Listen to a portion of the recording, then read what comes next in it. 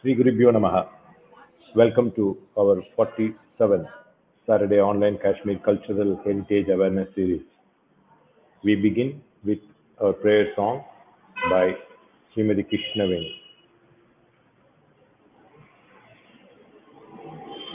श्रीगुरुभ्यो नमः नमस्कारः यस्यैव स्फुरणं सतात्मकमसत् कल्पार्थकं भासते साक्षात् तत्त्वमसीति वेदवचसा यो बोधयत्याश्रितान् यत् साक्षात्करणात् भवेन्न पुनरावृत्तिर्भवाम्भोनिधौ तस्मै श्रीगुरुमूर्तये नमः इदं श्रीदक्षिणामूर्तये तस्मै श्रीगुरुमूर्तये नमः इदं श्रीदक्षिणामूर्तये श्रीदक्षिणामूर्तये नमः. Thank you. Thank you, Veniji. Veniji has appeared a few times in our Saturday series and she will continue to be joining us. From today, we are starting a new monthly book review series. Mrs. Rogini Vaishnavi, who already did one program on book reviews, will coordinate this and introduce authors on books relating to Kashmir and introduce speakers. We have with us today Dr. Mahesh ji and Rogini ji. Both are known to us as they appeared in our series before. Please watch Mahesh ji on Resurgence of Kashmir. Wonderful presentation he made, which covered a broad overview of the events leading to the current day. That was our 12th in series on October 30th, 2021. And Rogini ji appeared on our 22nd series on January 15. That was on Inspiring Women of Kashmir. And she also made a presentation on the book review, Chronicles of Kashmir. We thought we should continue these book reviews as so much research has gone into book writing, and we'll be presenting one book a month. We'll give you details where to send the book, or Rogini will explain that. As always, we thank Kanchi Mutt for our ongoing series and offer our namaskaram to His Holiness Sri Shankara Vijayendra Saraswati Swami.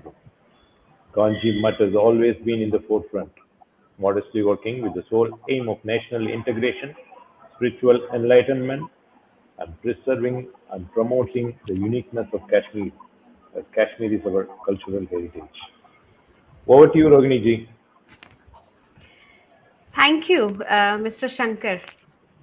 A very good evening to you and to Dr. Kaul and to all our viewers.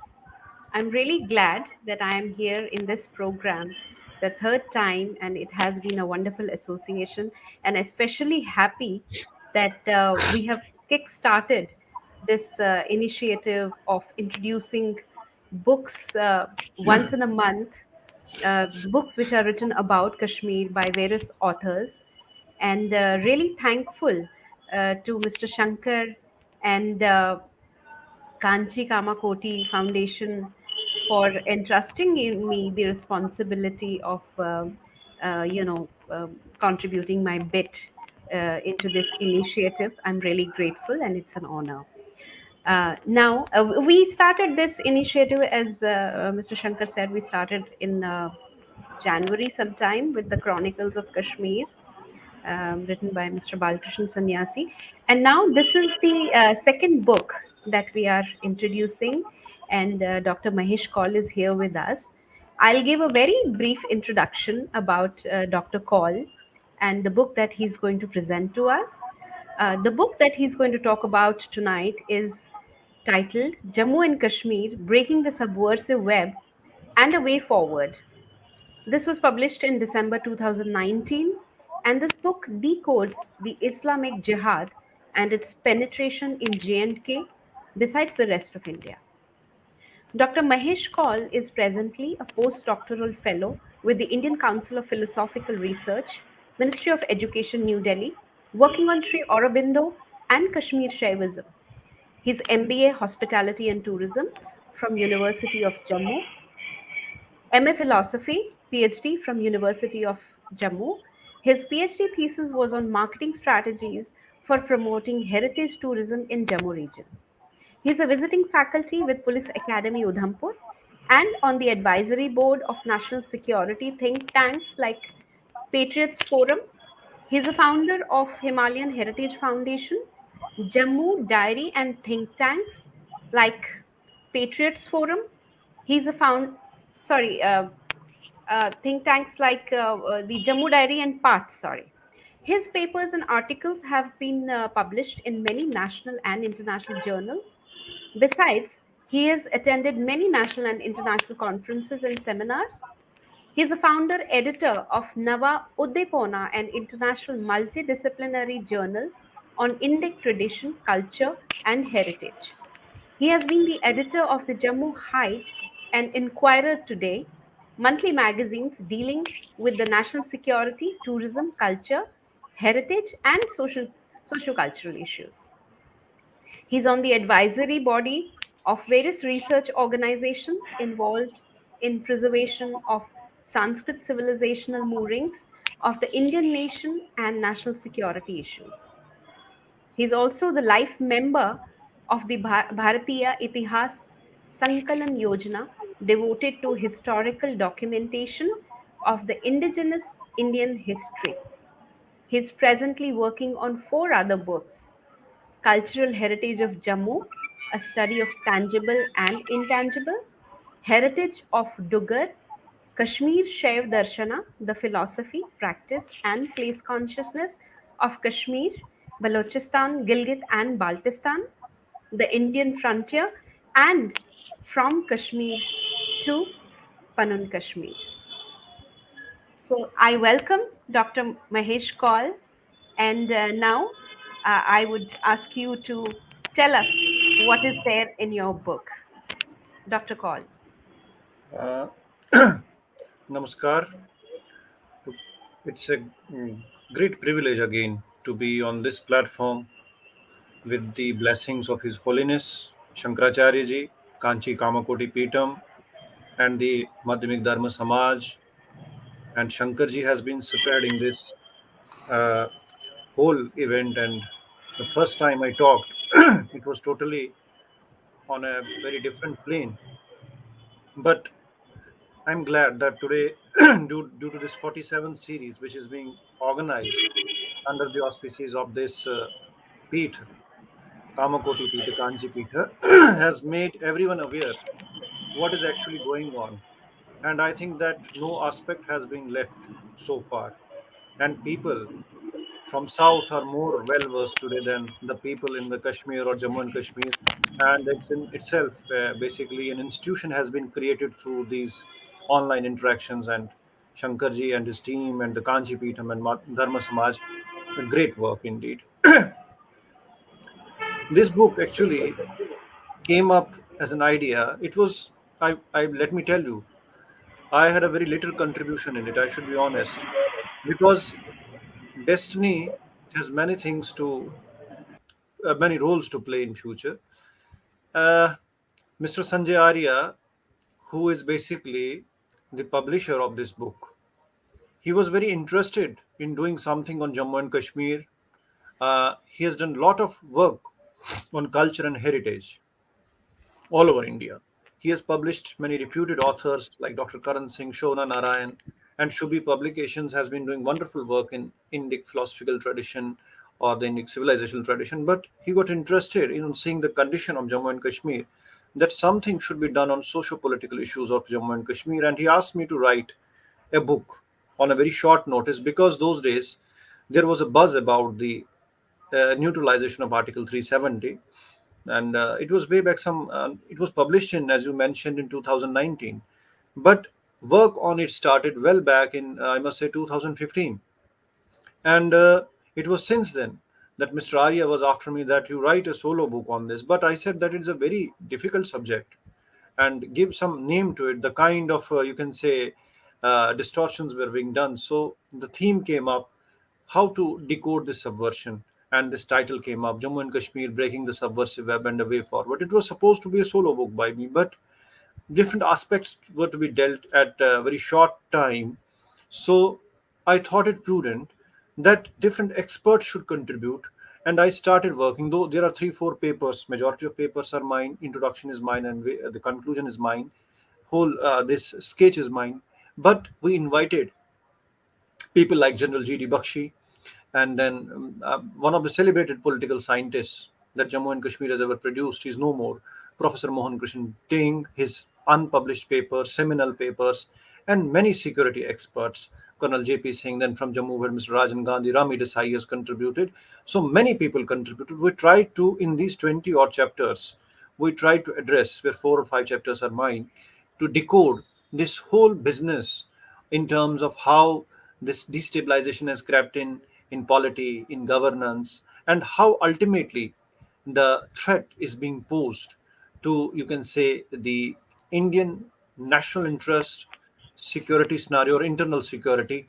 And the main contribution of this book, which comes up, is that we have been able to establish that there is a threat to northern frontier of India, and there are powers which are inimical to India. They are working in pincer, and they are trying to dismantle this frontier. There has been a continuous thrust to dismantle the northern frontier of India, to desanskritize it, to dislodge India from the Himalayas, and the Jammu and Kashmir is just the tip of the iceberg. And as you see, now the whole game has gone down to the mainland India. We are witnessing many events which have taken place, unfortunately, recently, the Udaipur incident, the Amravati incident, and these really prove that the prophecies which were made in this book by me in my way forward, or in my introduction, or the other 3 papers have come out true. That there are apprehensions. I have tried to establish them with the various works which were already available, unpublished work also. For example, many thinkers like Sri Aurobindo and Veer Savarkar, even Tilak, how they had decoded this game way back 70 years ago. And this is coming a full circle. And we never paid to such things, heed to such things. And ultimately, we are paying the price. The Kashmir issue was initially projected as a law and order issue, which it was not. It was an issue of subversion, it was the issue of jihad, it was the issue of theofascism that is ultimately coming up in the broad daylight. And we are witnessing that whole India is witnessing this turmoil. That the issue in Kashmir is not a localized issue, it's a transnational issue. It's an issue that concerns the whole nation. If we argue in this book that if this issue would have been tackled in right time in 90s or before that, we can discuss at large. There are various parameters. You have yourself edited a book called Chronicles in Kashmir, and you are yourself witnessed in your research how subversion went on. You wrote on Vaishnaveji, how many our veterans, our leaders have been sensitizing the masses, but there has been no impact on the policy makers. And ultimately, we are at a stage when things have precipitated to such a stage where we are witnessing a point of no return. You have no other option than you have to fight strategically, diplomatically, and maybe by other means. So this is what this book talks about. And mostly, we have not tried to highlight problems but solutions. This book has come out in the aftermath of Article 370, because it was a monumental step. It was a historical step that abrogation, or I call it neutralization 370, took place. And it was a kind of an addition to it, that we have abrogated Article 370. And our argument in the book was that there's a difference between de facto and de jure impact of it. And there are many other things after reorganization which have to be done. 2 union territories have been created. Now, what next? So, this book talks about not only abrogation or neutralization of 370, but there are certain other areas which now have to be dealt. Opens a Pandora's box, because only changing the status of an erstwhile princely state is not going to change the things, because a whole minority from Kashmir, Hindu minority from Kashmir, has been displaced internally in their own nation, and they have not been rehabilitated till date. And it has not become so far an issue of national debate. So you cannot say that everything is going on well in Kashmir. And we've seen the targeted killings, we have seen many other things, and these apprehensions were made in this book. We said clearly that time will come that you have to think beyond that. Now reorganization has to be taken to next level. We have talked about discrimination with Jammu in this book. We have talked about POJK refugees in this book. We have talked about the occupied areas which are in the occupation of Pakistan, and what strategic implications these things will have. And factoring all these things, only then we can make a policy which will lead to rehabilitation of Pandits, which will lead to security, or you can say upholding the northern frontiers, which will lead to the retrieval of the lands, lost lands, which have been occupied by Kashmir or under the occupation of China. These are the issues. This book is more about the security implications, rehabilitation, and micro level and macro level both. We have tried to address these issues and try to come out with a plan which can help not only to rehabilitate but guarantee non-refoulement of Kashmiri Pandits. Yes, that is the core area of this book, and we also repeat that what has happened to Pandits can happen to anyone in India. So that is coming true. So these concerns with solutions, as we talk, I will talk about this in detail as we proceed.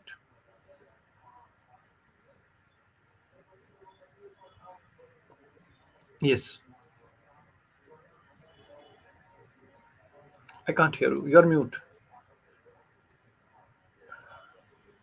So you just, you touched upon a couple of things. First, you said that initially it was looked upon, the Kashmir issue was looked upon as a local issue, a local law and order problem, and it was not really looked upon as a national issue. What do you think is happening now? Do you really think that the outlook has changed now after so many years? Well, you see, there is a change in perception.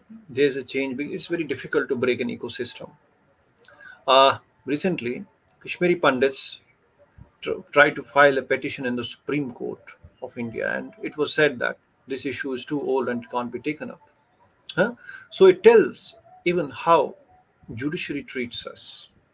We are pariahs in our own state, in our own country. So the perception has changed only after now people have started realizing, because it was said usually that Kashmiri Pandits, let me put it very bluntly, are cowards.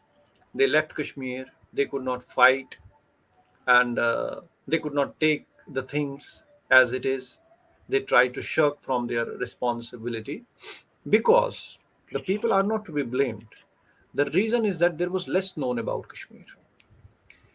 People in rest of India thought that the Hindu population in Kashmir was evenly poised, as it's in rest of India. You can say in Uttar Pradesh, in Rajasthan, in West Bengal. So that was the perception, that Kashmiri Pandits were like that in Kashmir. They never knew that it was a 3% minority that was interspersed in the 10 districts of Kashmir, having small pockets where they could claim that they are in appreciable numbers. And they had no say in the governance, they had no say in the, you can say, police administration, no say in the bureaucracy. And we know how we are discriminated till date in the services, how our meritorious children were never allowed to qualify the examinations even though they were topping the merit list. We know that, how we had to fight court cases, even then we could not get our due in Kashmir. So this fact was not known, and people never knew that it was the seventh exodus of Pandits. From 14th century, from the advent of Islam till date, people in India thought that Kashmir has been a very peaceful land. But after abrogation of 370, there is a kind of sensitization that something was there. And now, the targeted killings, which have happened recently or are happening even now, has opened a new window to Kashmir. That Kashmiri Pandit issue is not an employment issue. It's not an issue of natural calamity like floods, earthquakes. We are not victims of natural calamities like floods, earthquakes, or you can say fire. Kashmiri Pandits are victims of man made calamity called terrorism. And that too, when subversion has been entrenched deep into the state apparatus. And recently, when you can say the Supreme Court just dislodged that Pandits cannot approach the court because it's too late. 30 years is too late. You can say 1984 rights can be proved, Gujarat rights can be proved, which happened in 2000, middle of 2000. But Kashmiri Pandit issue is too late. So it tells about the ecosystem. And it was always told that Kashmiri Pandits are a feudal class, they exploited the people. This is the kind of explanations of why, but they never were told that it was without compensation that land to tiller was done. And Kashmiri Pandits in Kashmir is not a casteist term. Pandits in Kashmir is more a scholarly term which is affixed to them. And they were treated that Kashmiri Pandits in India, people who don't know about Kashmir, they thought that Kashmiri Pandits are like Brahmins in other parts of India who exploited the lower castes. And now it's good that the life has come full circle and they have been thrown out, and it's divine justice. So this is the kind of impression that was there. So due to social media, thanks to social media, that we are witnessing that people are being sensitized about the magnitude of destruction, the magnitude of genocide done to Kashmiri Pandits. Kashmiri Pandit genocide, now people are realizing that it never happened only in 1990. 1990 was the culmination. It started in 14th century. Now people are recognizing that there was a temple called Marthan. Recently people came and they visited themselves, and how it was destroyed by Sikandar the iconoclast, and people started researching. There is a change in perception that hundreds of temples were desecrated, and then from temples these marauders went up to the societies, then from societies into the homes. And Kalhan's Rajatarangani was cited as an example that it is the only window to Kashmir, because during Kalhana's times the Kashmir was quite peaceful. But people don't know that there are five Rajataranganis, and recently it's dawning upon the people that there are five Rajataranganis by Kalhan, then Jonraj, Shrivar, Pragyabhat, and Shuka. And it goes to the credit of Jonaraja, who in his work, Rajtarangani, Jana Rajtarangani, says that in Kashmir, Hindus were reduced to debris, and he calls that destruction of Pandits or Hindus in Kashmir as Jati Vidvans. That is the term he has coined. Jati Vidvans, if you'll translate it in modern times, it's an equivalent of genocide. So it's not Lemkins who is the father of genocide. It is Jonaraja from Kashmir who is the father of genocide studies. So it is the Jonaraja who tells what happened to Pandits of Kashmir. It's written. So these things are coming out. So this research window is opening up, and things are changing. People are taking interest, and many people have approached me. Many young students from Maharashtra, many young students from Uttar Pradesh, and they are doing their works, their research works on the genocide of Kashmiri Pandits, the destruction of temples in Kashmir, the, you can say, preservation of culture in exile by Kashmiri Pandits. And many people who are non-Kashmiris, non-Kashmiri Pandits, have nothing to do with Kashmir. Even but there was a boy, I don't remember his name. He came from UK, and he's doing PhD on the, you can say, post displacement effect on Kashmiri Pandits. So this way, you can say, if research, the serious research is being done on Kashmiri Pandits in terms of sociological studies or genocide studies, it means that the truth is coming out. It's not we people. We have to tell. Genocide victims are the first, basically, crusaders of this whole episode. But the neutral people, like researchers or people which are not from the community, do it. It gives it authenticity. So things are changing. So it may take time to sensitize the people. But I must say, it goes to the credit. People say that our people have done nothing. No, it's wrong. Our elders have done a wonderful job. I have cited the example of Vaishnaviji. There are many other people also who came. Professor Mohan Krishan Ting, the scholar par excellence, Professor M.L. Kaul, Professor Bansilal Photedar, many other people. So these people contributed to this research pool, and it's due to their efforts. Pandit Omkar Nath Trisal, he's still alive, he was a veteran freedom fighter. These kind of people have contributed. They have given us spine, and it is this spine that you and me are talking about these things. It's not without reason that we are advocating justice. And now recently, the community has come out with genocide and atrocities prevention bill, which they have sent to various parliamentarians. So we are not seeking basically redressal of our problems. We're saying that what happened to us will happen to you. And in 2020, we said that. Now, what's happening to Hindus? So all over India, we are seeing that this genocide is not restricted to Kashmiri Pandits. Now it is extending into the majority areas. So it means that if 3% Hindus could not withstand the jihadi onslaught in Kashmir, it's understandable. And now people have started questioning, arguing that yes, it is jihad, it's a war which has been inflicted on us. In West Bengal, what we saw total mayhem recently, and it was termed as poll violence. This was another genocide. So, in daily rights, and recently the beheading of people. So, it means that Hindus in majority areas are not safe. So, how would they justify it? So, Kashmiri Pandits, by that logic, were quite well versed about the challenge of jihad. It's Kashmiri Pandits who had decoded the menace of jihad. But it was unfortunate the Indian policymakers, the Indian state denied this jihad. And that's why it's appearing in other parts of India. So that way, if this genocide of Hindus is being understood, if this jihad as a threat to the national security is understood, the credit goes to Kashmiri Pandits, our elders, even our youth across the continents who are talking constantly in spite of fear to their lives. They have disregarding it. I think that after witnessing genocide, we have become fearless. We are talking the truth, and truth telling is the first step towards defeating genocide. So I see a ray of hope, and many universities are coming out with the subjects which are akin to genocide studies, and this is a very good development. And if this is addressed, I think that most of the problems related to national security is a national security issue. It's not only a Kashmiri Pandit issue. If we see it, many problems will be solved. So as you said, if things have changed, yes, things are changing, because in 90s there was no social media. We are just completing the backlog. If social media would have been there, I think that this plight would have been understood better. But anything, we can say still that this at present we are doing a good job, and even the people which are outside the community, even international experts, they have recognized this.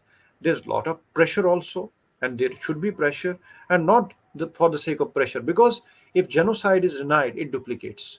Kashmiri Pandit genocide was denied in Kashmir, it was trivialized, and what is the result?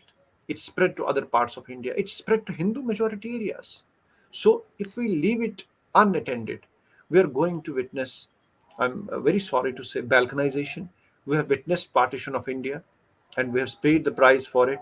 And this time we will pay a bigger price if we won't stop these kind of Hindu genocides, whether it's in Jammu and Kashmir, whether it's in Gujarat, whether it's in West Bengal or Delhi or other parts of India.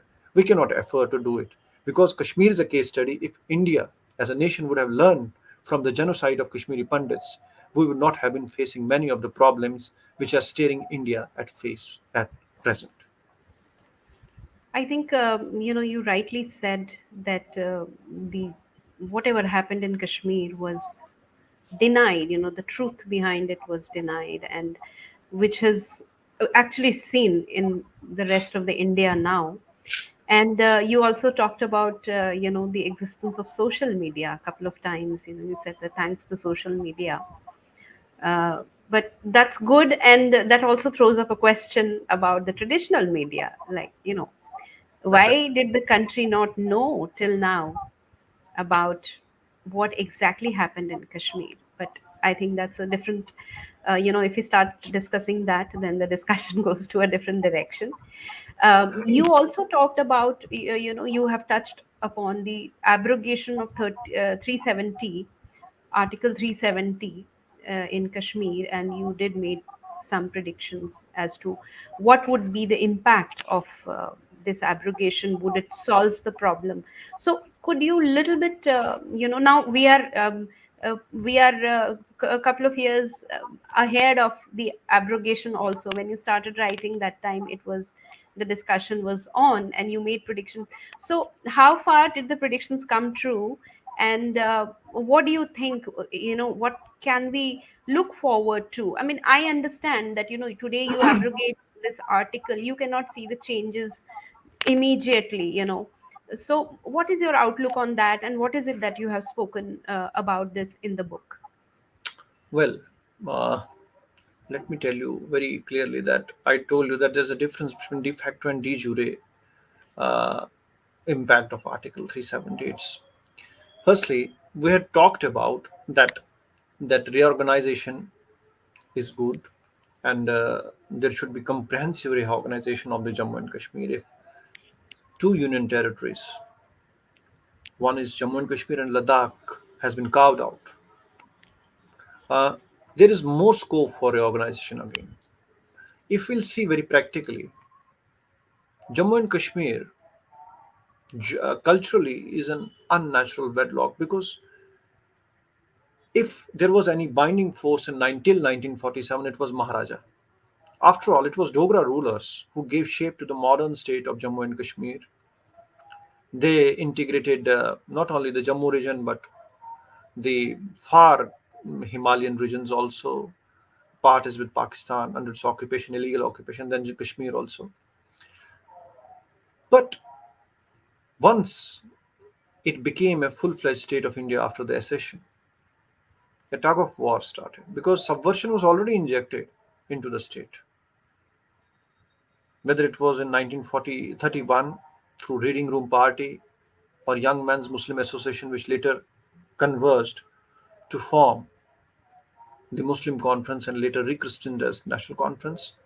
All the things were managed from Punjab till Maharaja was ousted. The Kashmir Committee was formed. There used to be very little is talked about. Many jathas were made to infiltrate from the Punjab side border into Jammu and Kashmir. RRs, Ahmadiyas, and Muhammad Iqbal was in the forefront of this whole episode. He was in favor of Islamic homelands, and it was his plan that was fructified by Muhammad Ali Jinnah later on. So my argument is that when displacement of Kashmiri Pandits took place, it's a very harsh statement, but it's a very practical statement. With the displacement of Kashmiri Pandits, Kashmir was all divided the day. Kashmir was divided the day when last Kashmiri Pandit left Kashmir Valley in 1990.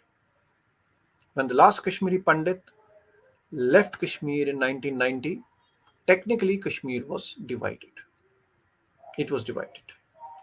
It was made Hindu-less, and it was totally paramilitarized, and Kashmiri Pandits were made to seek shelter across the country, into the plains of India. So we had hoped that this reorganization will be taken to next level. We don't know, because Delimitation Commission has already submitted a report where it says 2% reservation for Kashmiri Pandits. But is reservation the only motto to solve this issue? Because I told you, Kashmiri Pandit issue is a matter of empowerment, which includes political empowerment. Till you don't have political power in your own hands, you are not going to do anything. Number two, you need to have a territory where you can govern yourselves. You are territory-less. That is important question. You are territory-less in your own country. And you are often asked that you don't vote, or 4 lakh, 5 lakh voters were scattered. How come our vote is going to be pooled at one place? It's not possible. It's scattered. Even if we vote, it gets, you can say, diversed. So the question is, no constituency has been created for us. For whom we will vote? For example, you are creating a candidate. He will stand from Kashmir, say Srinagar, say Abagadal or Ranawari. We'll vote for him. But the people are located outside that area in different parts of country. How he is going to work for them? Somebody living in Malviya Nagar, somebody living in Delhi, somebody living in Bangalore. He can't work for you.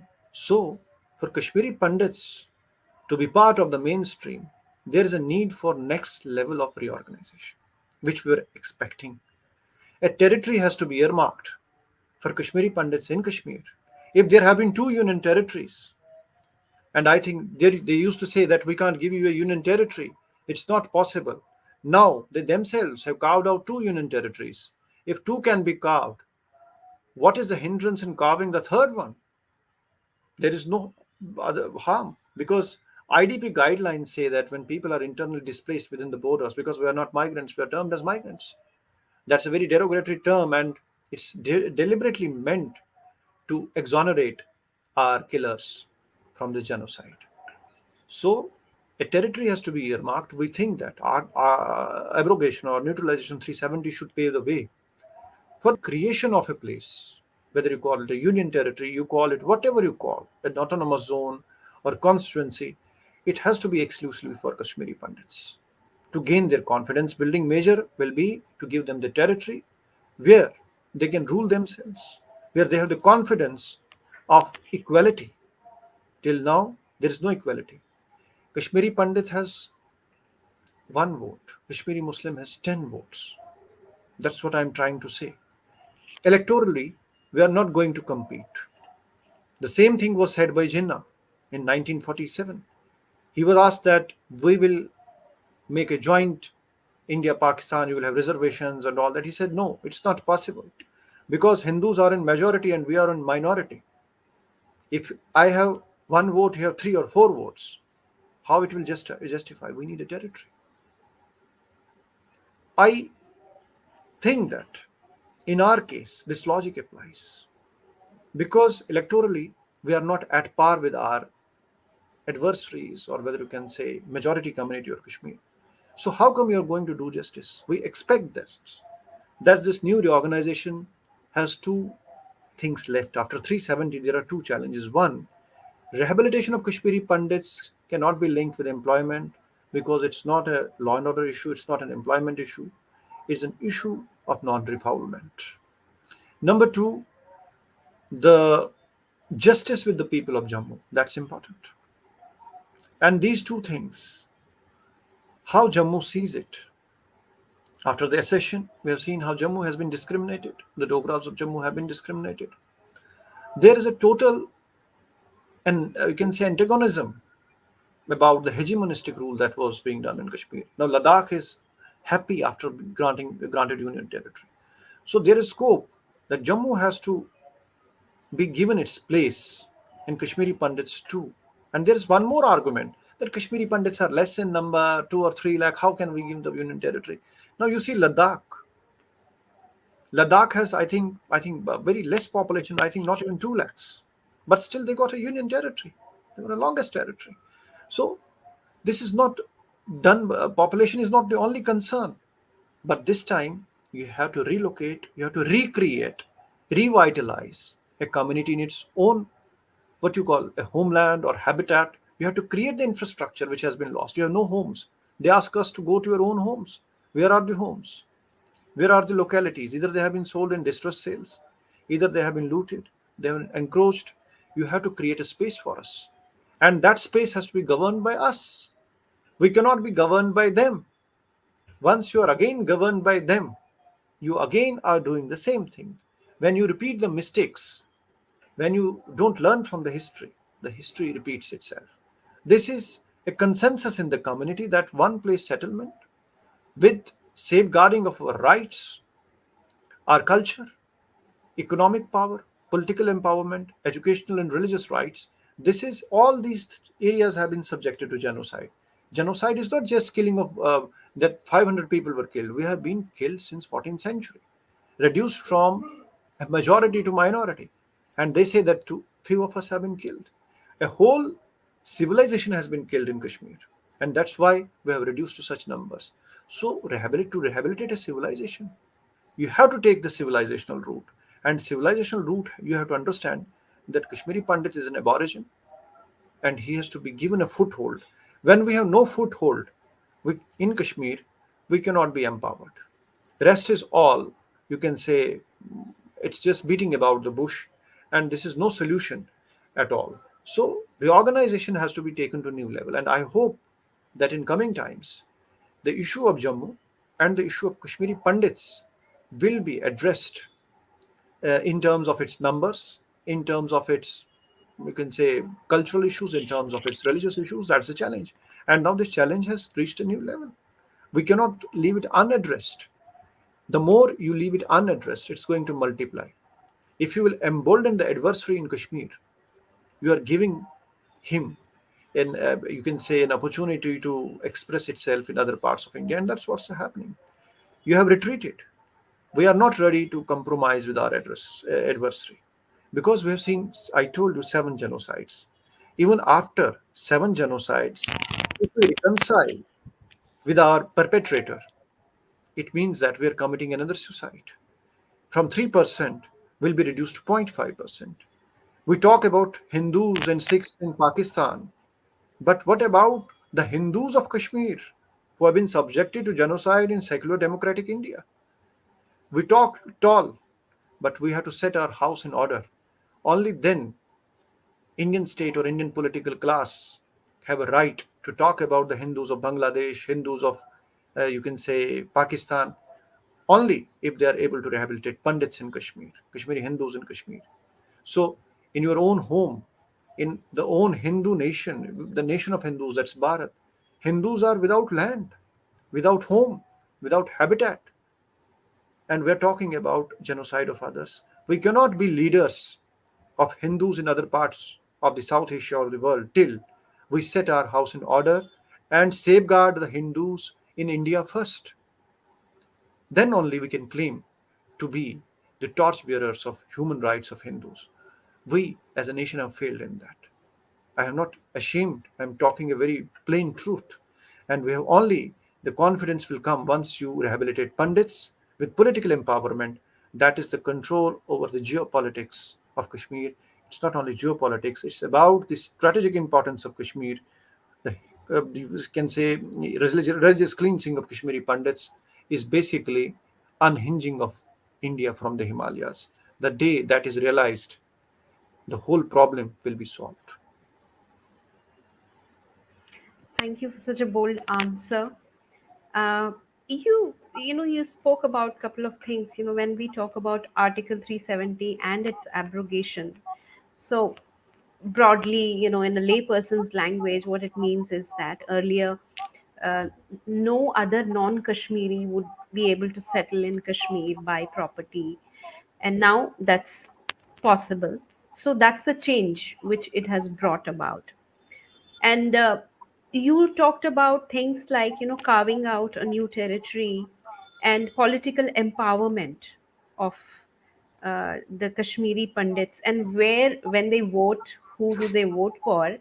Now, the question that arises, what I want you to, would request you to elaborate on is that Kashmiri Pandits right now, if you see, they do not belong to any territory, though the whole India is ours now. They are all settled here and there, and there is no discrimination as such. But when you talk about, being a domicile of a particular place, and now you don't have that, though it's there on the papers. But what is the implication of a Kashmiri Pandit not being a wholesale part of a territory, not being able to represent it politically? What is the impact on a common person of this when we talk about the jobs, the education, overall livelihood? It's very important to know that when you don't belong to a place, you don't have the political empowerment of choosing your representatives. What does it mean to a common person? What is happening to Kashmiri Pandits right now because of this? It has many dimensions, exactly. Number one is that there is a double destabilization. Recently, the employment package, which was supposed to empower and rehabilitate, it has turned out to be double destabilization for the Pandits. I must say, it was a hostage package. Okay, so they were made to sign SRO 412 in the beginning, as if they were bonded laborers and dragged. A victim of genocide was punished doubly by signing a kind of a bond, and people were kept in blind that these were supernumerary posts, legally speaking. So our people were so naive, they could not understand this stratagem. So this was a ploy to destabilize the families so that they are compelled and put as hostages in Kashmir and shown that there is a victory of secularism. Number one. Number two,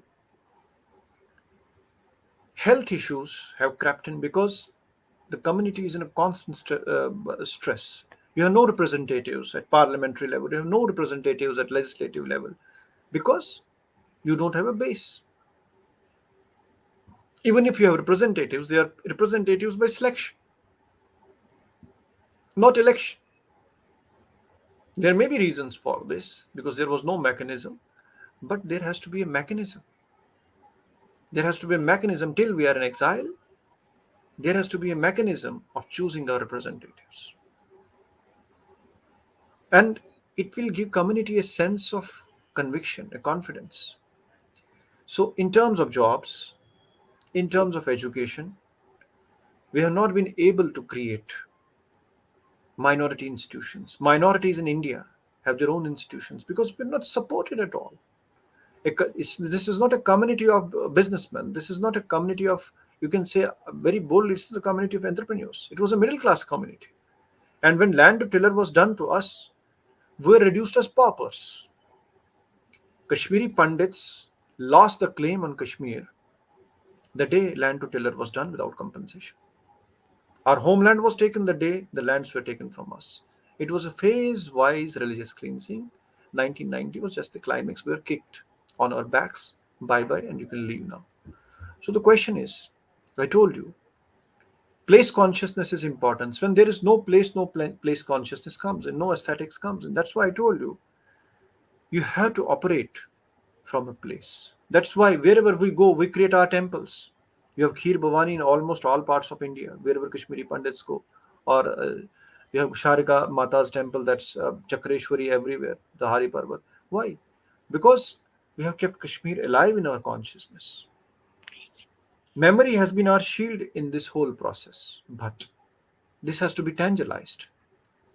We have no instruments which can deliver this. That's why I told, has there been any law which guarantees non-refoulement, which guarantees this genocide and atrocities prevention? No. There has been ad hocism. Employment package has been ad hocism. It's the trivialization of a genocide. So this leads to, you can say, kind of disease which have crept in. If you will do a random survey of Kashmiri Pandits anywhere, you will come across many diseases which are stress-related disease. Every Kashmiri Pandit is almost diabetic. Women have their own issues. Children have their own issues. And in settlement camps, whether in Jagti and other places, they are just, when we call them, when this Jagti was created in Jammu, it was a deliberate move to set up this township, so-called township, at a place which is cut off from the mainland Jammu. Because it was a deliberate move to segregate the people so they are not able to connect with the mainstream. They were sidelined on the peripheries. So ultimately what happened, now that's a different story. There are no amenities. And other places, Purukukam, there are no amenities. When you talk to a common Kashmiri Pandit of Jagti, he will say, Yimara Chhan a township is a township. So township means it's a kind of a crisis place in Kashmiri. It's not a township, it's a township. It's a kind of a catastrophe for us. Because the substandard material, no drainage issues, no schooling issues, and other things have crept in. Children have gone into depression. Elderly people have gone into depression because we have become showpieces.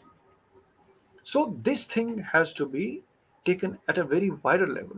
How many government-sponsored policies have come up addressing these issues? That Kashmiri Pandits are not just displaced people; they are humans. They have their problems, health issues, mental issues, educational issues. There needs to be a complete framing of a policy that addresses. And there has been one more issue that's very important. I want to raise it here. That so much of relief is given to Kashmiri Pandits in terms of ration and cash relief. This is again a myth.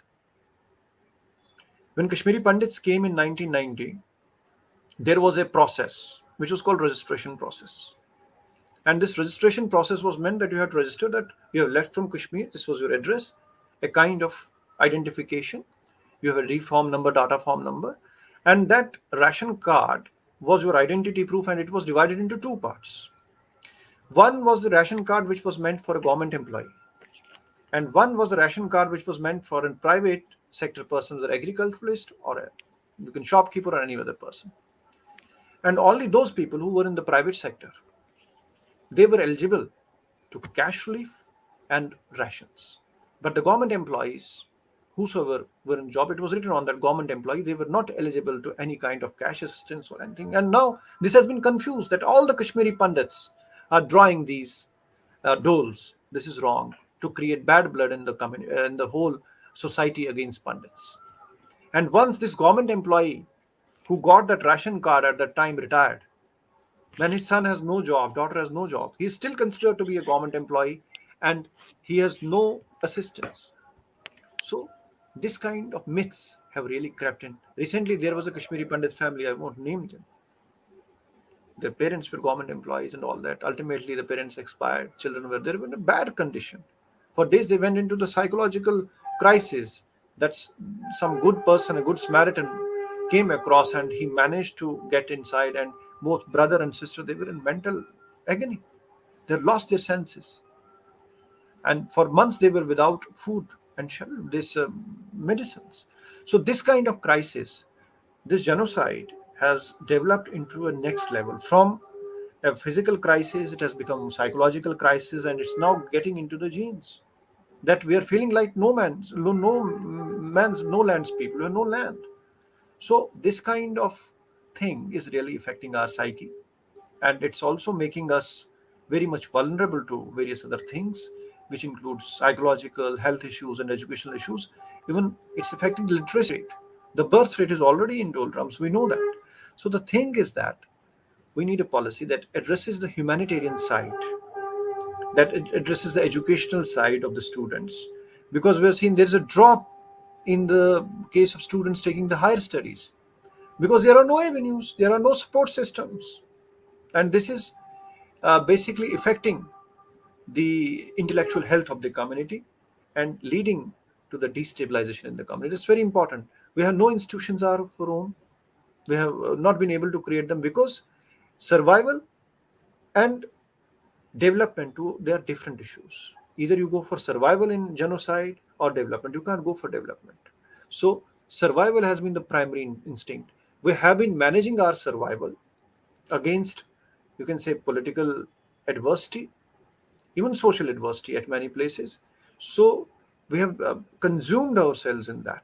So development comes only when this is taken as a national issue. It has to be understood. Kashmiri Pandit issue is not a local issue.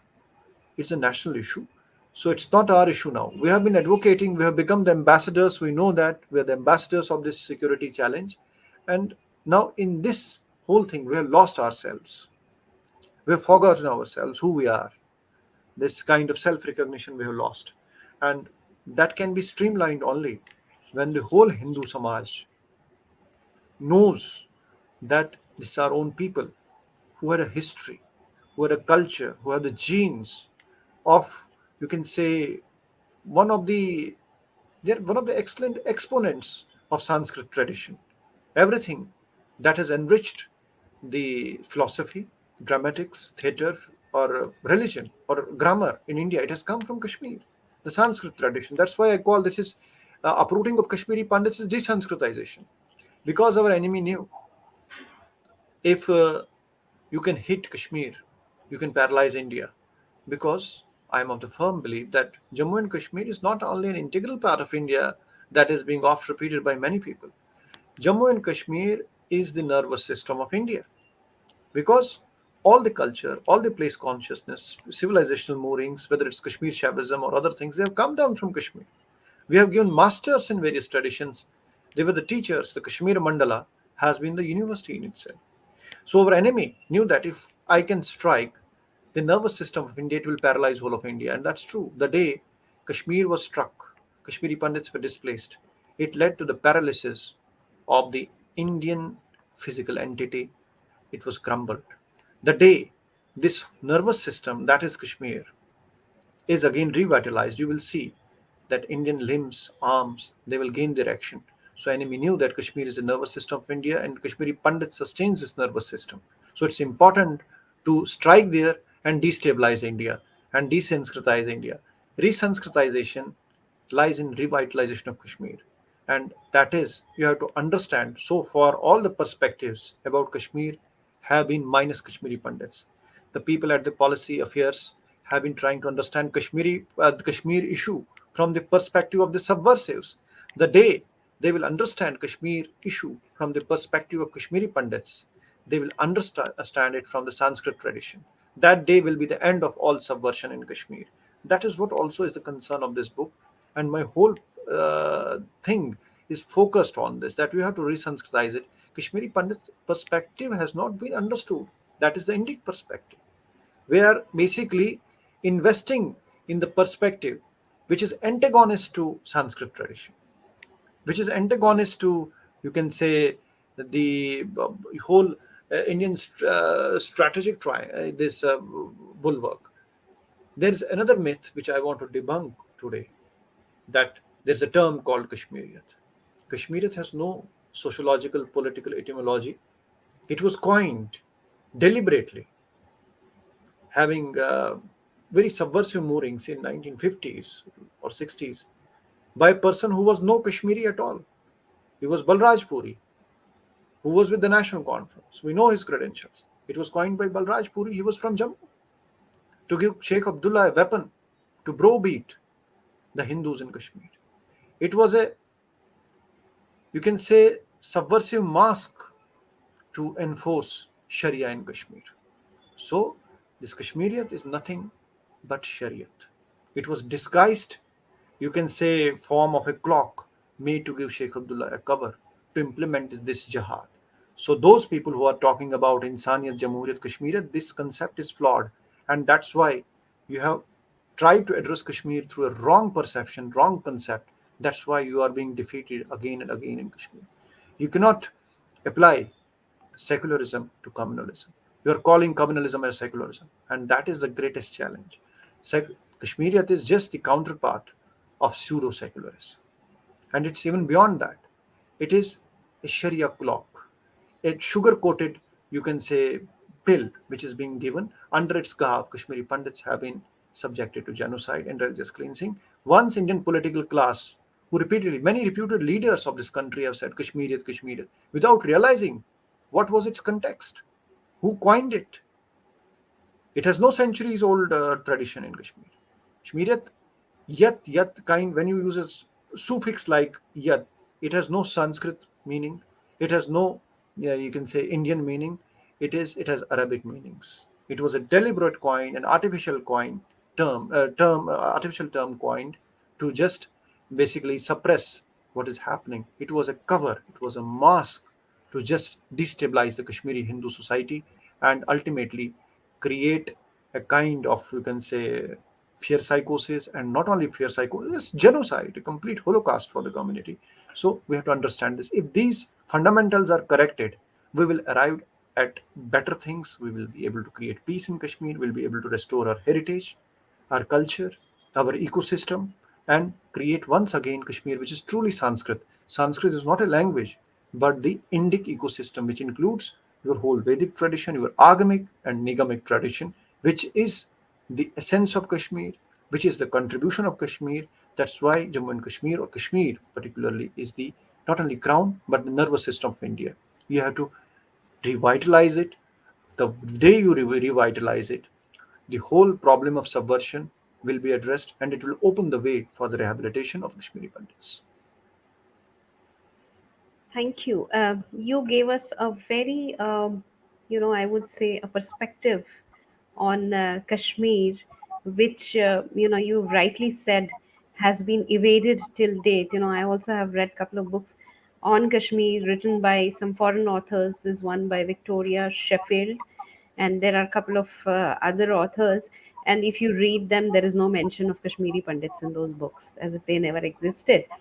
So the perspective, you in a very short span of time, you talked about how Kashmiri Pandits were the aborigines, are the aborigines of Kashmir, and how they were, the source of knowledge and the art, the craft, the culture, the philosophy. You talked about Shaivism, uh, and Kashmir can the emergence of Kashmir is determined by all these forces. So when you neglect this and you look at it, what you called as the Kashmiriyat, or the other perspective, you said that you are looking, that it's being looked upon from the perspective of the subversives, and that's the reason why the Kashmir problem, has still not found a solution. I hope that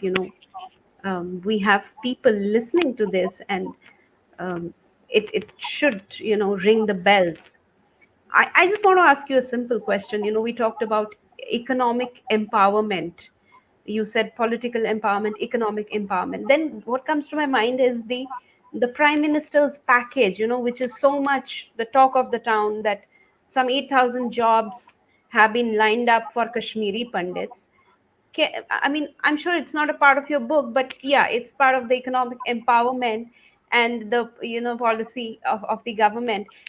Can you throw some light on what is the nature of these jobs? What are the kind of these jobs? And is it same as that, as it used to be before 1990? What is it all about? Well, I told you that number one, this whole so called package is flawed. The people, I must say, job is a basic right. When a person is qualified, is eligible for something, it's a basic right. Nobody is doing any mercy on you. Or so for long, when in 90s we left Kashmir, many of our people superannuated and no jobs were advertised for us, and many people went overaged also. And you know how Kashmir University used to declare results too late of our candidates. Even a 3 year degree program, undergraduate program, took 6 years for our students to complete deliberately. It was done. It was another form of persecution. I call it educational genocide, which was imposed on our students. So, so that we are not able to compete. This is a cold-blooded genocide or murder of our community. Then, the nature of jobs, rightly put. If you'll see, when these jobs were created, there was a definite policy to destabilize the families, to send the people into the war zone to prove the point that we have been able to maintain harmony in Kashmir. No places to live and nothing. And ultimately, makeshift settlements were created for these employees in Kashmir. And you know better, it came in the public domain what kind of facilities these were. 10 families, 5 families accommodated in one room, and what was their condition. And number two, then recently targeted killings. But one more thing, when these lists came up early, very early, the kind of ratio of boys and girls in those lists was very, very dangerous, if you'll see. In the earlier lists, every care was taken that there were more females. They're more shortlisted than boys. There was a reason behind it. And when these people went to Kashmir, because job is a necessity, and for that, those people who are displaced, who have no source of income, they went there. And we know how females were harassed. It was a deliberate ploy. And how there were many other cases of extreme harassments also, which are in the record. And then the kind of jobs which are being offered, whether these are class 4, even you can say the kind of jobs which are being offered to us are not, we are not entitled to such jobs in terms of qualifications, I am telling. Menial jobs are being offered to well educated people deliberately to basically denigrate, disrespect the community. And now, in spite of threats, recently that boy who was killed, he had said that I have a threat to life, shift me from here. And that day, the whole office was empty and he was holed up there. What does it mean? It means that not only we are targets, both sides. One group wants us to be the showpieces of secularism, and one group gets the cannon fodder, and they send our body bags. So jobs are a right. These are supernumerary posts. And number two, that these jobs which are being offered, they are not apt. They are not being opened up in the apt areas. So I must say, first, the people, our children, who are there on ground protesting for long, long period now, because there's a threat to their life. They have realized we have been used as guinea pigs. And it has proved that Return and rehabilitation cannot be linked with employment package. We are not bonded laborers. We left our place, we're forced to leave our place to save our lives. And you are again throwing us into the same inferno. What does it mean? It means that you are catalyzing the genocide. I will go a step beyond. If you will indulge in such activities, it will be termed as democide. When state facilitates such things, it becomes a democide. So Kashmiri Pandit case is a paradoxical case. He is a victim of genocide inflicted by terrorists, and now he is a victim of democide inflicted by the agencies, the governing agencies. You are a person, a community left to save the honor of its daughters, sisters, and their lives, but now you're throwing them back into that without giving any guarantee. Without any guarantee, you are asking us to write the bonds who are the victims, but on your part, you have no law to safeguard us, and you are So sending you're your body. saying, sorry. So you're saying that the jobs have been given, but the environment is not conducive from the security point of view to live there. It's just the jobs, that are being offered. This is more than that. You tell me, we left Kashmir, we were forced to leave because it was open war against the Kafirs, it was a genocide. And how come when we're in our own homes, in our own localities, we had jobs, we had our shops, businesses, we are not safe then. Now we have nothing there. Our children are being given jobs and asked to go to a place where they have no place to live. So it means that you are catalyzing a genocide. Instead of safeguarding them, their rights, you are asking them to be guinea pigs. And it has been targeted killings have proved it beyond doubt. Not only Kashmiri Pandits, non Kashmiri Pandits have been killed. They are targeting you selectively. So these are not jobs, these are just bailout formula. This is a bailout formula. This package is a bailout formula for our killers to cover that thing. No, everything is hunky dory. People have come for jobs. The way you say that tourists are coming to Kashmir, everything is normal. After all, tourism is no barometer of peace. Tourism is no barometer of peace in Kashmir. Similarly, employment package is no barometer of Kashmiri Pandit resettlement because it's a genocide. We left to save our lives. You are throwing us again there without any remedies, without any protection, and the you can say demand of the people who are on ground because they are being targeted point blank that relocation. Yes, they have to be relocated till there is a complete, you can say, uh, law and order stability, which there was never. Even the people, they were residing in the local houses in rent. They were told by the landowners, these landlords, please leave our places because of you, we are on the radar. So what does it mean? You are the other. This othering is there. This I told you, Kashmir was divided the day the last Kashmiri Pandit left Kashmir. So these trivial measures, these hit and trial measures, this floating of balloons is not going to solve. You need a comprehensive policy which addresses employment, resettlement, and other issues. But employment cannot be kept hostage to resettlement.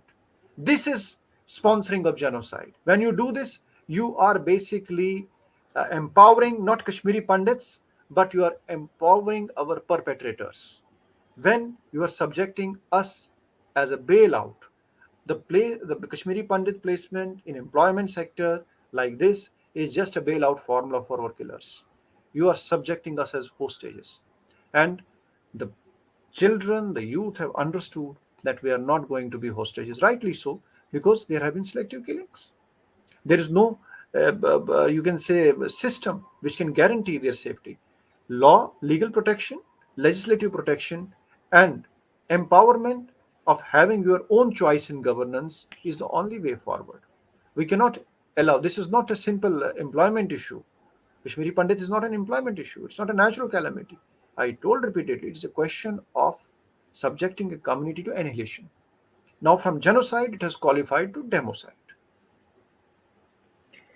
Thank you, Dr. Kaul. I think the insights that you gave us are actually mind boggling. It's a totally different perspective. Thank you for telling us about your book. And now I think Mr. Shankar is here, and I would like to hand over to him. Thank you, Rohini ji, for conducting this book reviews. Just wanted to emphasize that these book reviews are no substitute for not reading the book. We are just giving a glimpse of what is there. Actually, after our 12 series of Past Glory, starting from August 2021 last year, when Dr. Mahesh Kaul came, that was like, welcome to reality. What is going on right now? Okay, we talked about Raj Tarangini, Nilamata Purana, Amarnath Mahakavya, all that are fine. But ground realities, I think you explained so well. And I must also thank Mahesh Kaul for sending two books. He gave two books sent to me, one for me to read, and I completed the book. It's just a coincidence that Rohini ji selected the book today. It was not planned. I just left it to her, and you chose this book for review, which is so nice and fascinating. The second book I handed over to Kanchi Mutt. Somebody is reading that, and after your review, I'm sure there will be some article. Somebody has taken up a bold project of writing an article on all our series, and he wants to publish that as a book. Like you mentioned, there's a lot of research material here. There are keywords that I found today: rehabilitation. I always used to wonder when people return to India, like a reverse brain drain, people in Bangalore or in Chennai or Calcutta, they have a place to go. They have a place to return and settle down. Where will Kashmiri Pandits go? That you clarified that reservation is not a solution, that 2% reservation. So these are all the aspects. There will be a lot of Kashmiri Pandits, the scholarly term you explained. They are willing to return to India. Where will they go back? I think this is an important point. I think we addressed this in one of the presentations earlier. Aurobindo Ogra, who outlined the plans for revitalizing the economy, how Kashmiri Pandits can play a role.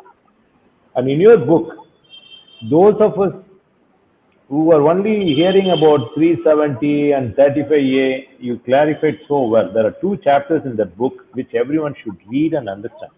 What is this 35A is all about? We talk about minority rights everywhere. And reading that article, I think that I spent some time going through that. That is about chapter 2, I think, article 35A and the Hindu women of Jammu and Kashmir. And also about 370.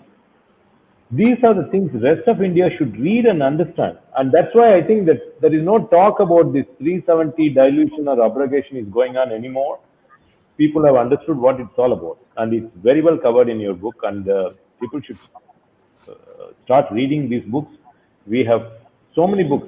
When I asked Rohini ji for a number, how many books, she said it's countless. There are so many books around there, and it's going to be a challenging task for Rohini ji to pick one book every month. And that will be a great research material for rest of us. And to understand what is going on in current day Kashmir. Past glory is there. We will continue to cover that also. That's also limitless to talk about. So thank you so much for taking the time to appear in our program once again. Thank you, Rohini ji, for conducting this Thank you. book review so well. And hope you have lined up book reviews for months to come. Looking forward to that. Yes. Thank you, Thank sir. you.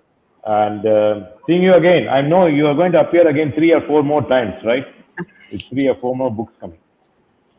Yes. Thank you so much, sir. Thank Thank you. you. Thank you. Bye. See you again. Namaskar. So that was a very interesting session we had today on book reviews. Please Google Mahesh Kaul, and you will find list of the names and the books. All these books are available. It's worth reading so that we should understand what's going on in Kashmir. Not always the past glory and current realities. The book got 20 chapters.